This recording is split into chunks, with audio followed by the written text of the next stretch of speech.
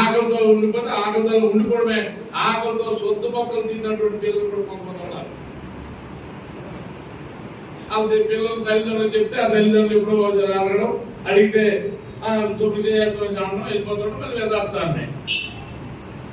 Last తీసుకుపోయి ఆ school తాళం వేసేసి మరి మా పిల్లలకి ఎవరు మీకు చదువు లాక్కలేదు, దాని బయట కొలుసాలు తెలియదు, మాకు చదువు ఆక్కలేదు అని పిల్లలు పట్టుకెళ్ళి అప్పుడు మాకు ఫోన్లు వస్తే అప్పుడు కాబట్టి మీకు కొంతమంది పెద్దలు వెళ్ళి ఆ పీఓ కూడా నేను రమ్మంటే ఇమీడియట్ గా ఐటీడీఏ పీఓ గారు వచ్చారు. అయ్యారు వచ్చి ఆ పిల్లలకి అందరినీ అడిగితే ఎంత ఘోరంగా చెప్పినారు అంటే, ఆకలితో ఉండిపోయినటువంటి పిల్లలు కూడా ఉన్నారు. సరైనటువంటి భోజనం పెట్టగా అంటే కావాల్సిన అన్నం కూడా పెట్టలేదు, చదువులు సరిగ్గా లేవు, బాత్రూములు లేవు, ఆ బాత్రూమ్ సరిగ్గా క్లీన్ లేకపోతే బయటకు వెళ్ళిపోతుంటారు.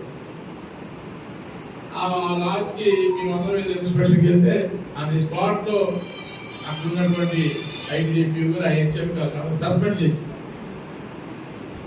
ఇంకోసారి వాళ్ళు చేసి జైలు పెట్టేస్తాం. నిన్న మళ్ళీ వెళ్ళాను ఆ స్కూల్కి, వేరే పని మీద వెళ్ళి ఆ స్కూల్కి వెళ్తే బ్రహ్మాండంగా పనిచేస్తున్నారు. ఎందుకంటే ప్రతి నెల అక్కడ పేరెంట్స్ మీటింగ్ పెట్టమన్నారు, ఆ పిల్లల తల్లిదండ్రులకు రమ్మన్నారు.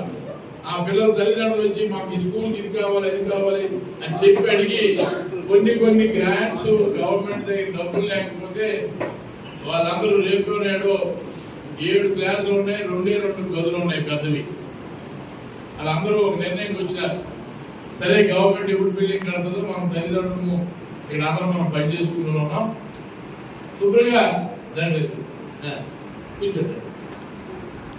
ఊరిపాకలు మేము వచ్చింది, ఊరిపాకలైనా మనం తల్లిదండ్రులుగా మనం అందరం వేసుకుంటున్నామా?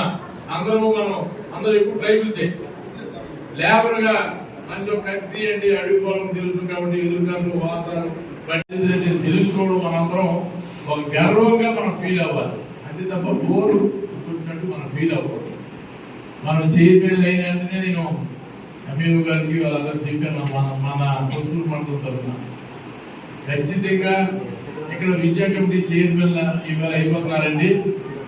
ఇవాళ అయిపోయిన తర్వాత రేపు జెండావందనం పిలుస్తారు, అయినట్టు జెండావందనం పిలుస్తారు. ఆ జెండావందనం అయిపోయిన తర్వాత మళ్ళీ మా పనులకి పౌరులకి వెళ్ళిపోతాం. మళ్ళీ ఎప్పుడో జెండావందనం పిలిచి రావడం అది మానేది తప్ప మాకు ఈ పోస్ట్ ఉందని మేమే మరిచిపోతాం. కాబట్టి అలాగే మరవలేముకండి.